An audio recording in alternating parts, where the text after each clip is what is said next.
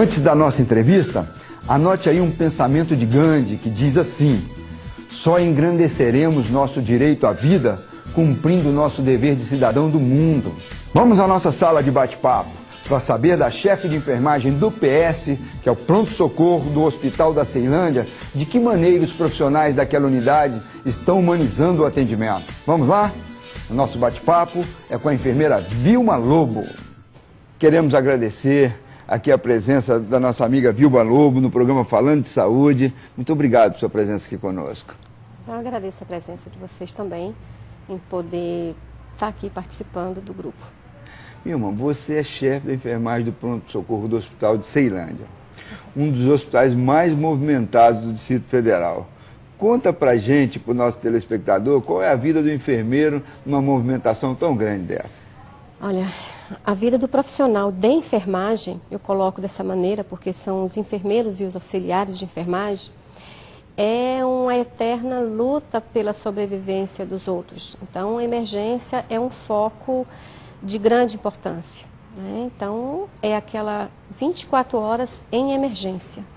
Então, é um trabalho cansativo, é um trabalho exaustivo, mas também é prazeroso. Que maravilha.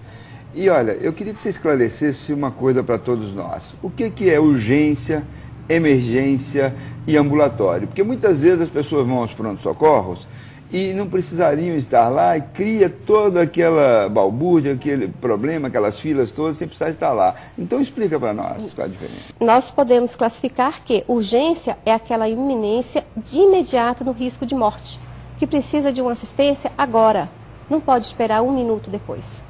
E a emergência não, ela pode, dependendo da gravidade, ela pode ter alguns minutos ou até horas para que seja atendido.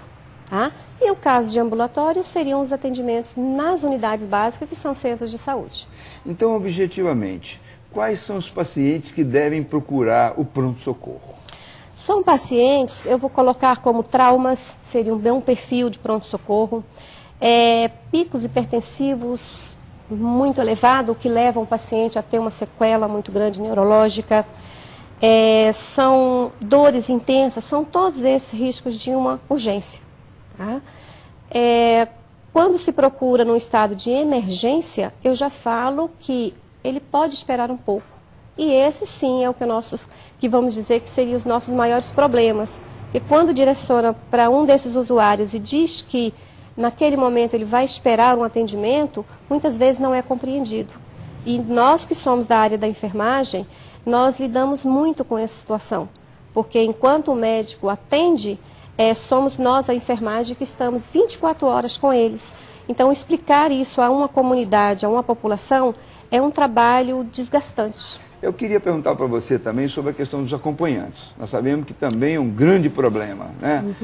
E dizer quais os pacientes que podem ter acompanhante, quais os que não podem. Como é que vocês agem nessa questão? De acordo, né, com a norma do Ministério da Saúde, nós também temos que ver a questão da humanização.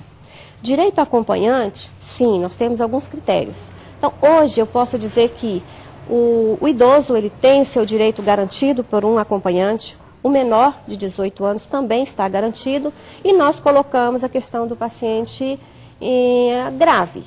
Então, eles teriam direito a acompanhante.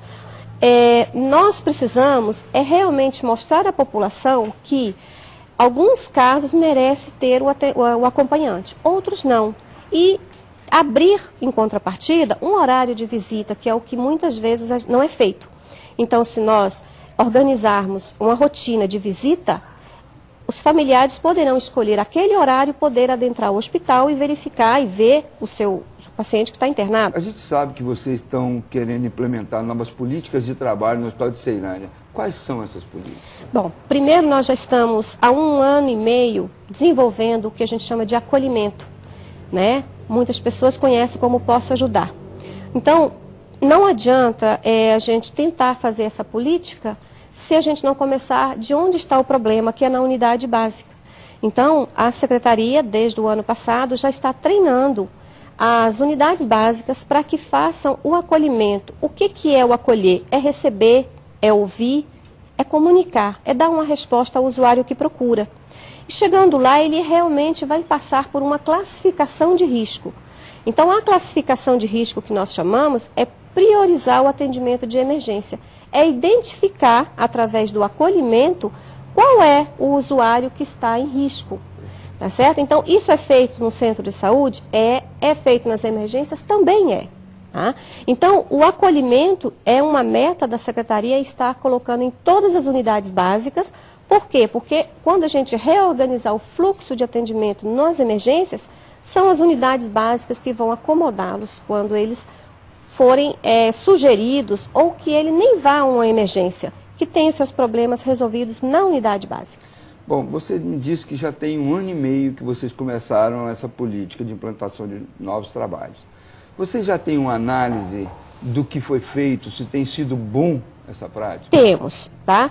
Eu, como a supervisora da emergência, eu já sinto isso porque eu percebo que muitos usuários não estão mais internados por problemas simples, como pico hipertensivos, como descontrole em glicemias, pacientes sequelados para curativo. Isso não está aparecendo tanto quanto era antigamente, né?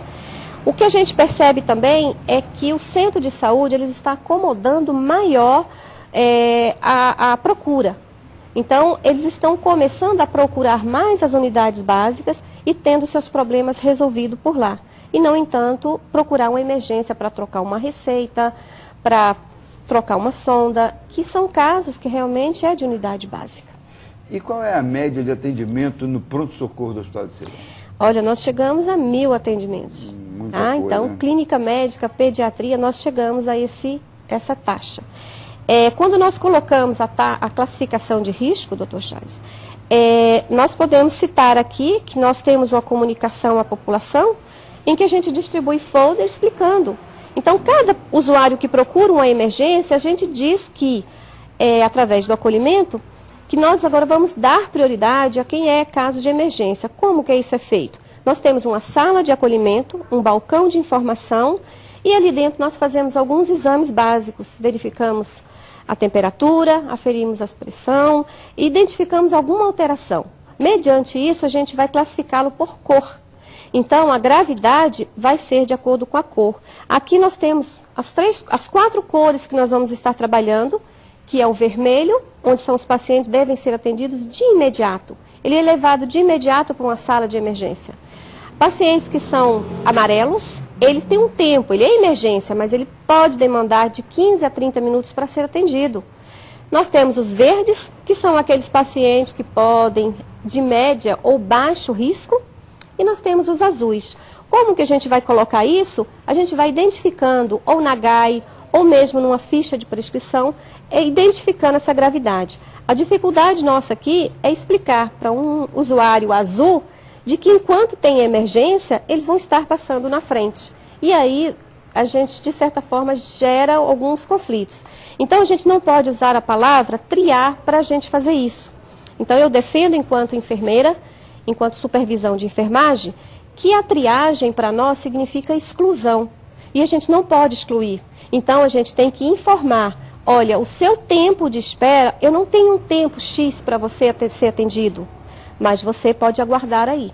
Então, isso é difícil para a enfermagem, porque essa questão da exclusão não compete à atribuição do enfermeiro, já que é uma função do enfermeiro fazer a classificação.